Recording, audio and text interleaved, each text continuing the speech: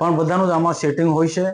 હું તો માનું છું કે ચોક્કસ જે સરકારની ગાઈડલાઈન છે એ પર કામો થવા જોઈએ, લોકોને રોજગારી મળી જોઈએ. જ્યાં રોજગારી તો મળે છે, પરંતુ જ્યાં 60-40ના રેશિયોની અંદર ક્યાંક રોડ રસ્તાના જે કામો થવાના હોય ત્યાં તેમાં મેટલ છે, પછી અન્ય જે ટેન્ડરમાં બતાવેલી જે સામગ્રીનો ઉપયોગ કરવાનો હોય છે એ નથી થતો.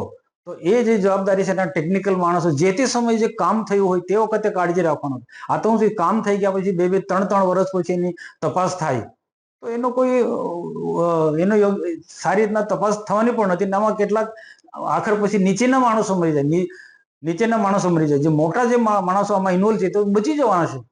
કોઈ પણ તપાસની અંદર મનરેગા કે કોઈ પણ તપાસની અંદર નાના માણસો મરી જશે. મારે તો એક જ વિનંતી છે કે આ જે તપાસ માંગનારા કે તપાસ કરાવનારાઓને કે બધાની જવાબદારી ફિક્સ કરવી જોઈએ. ગડબડ થઈ તે માટે બધા જવાબદાર છે.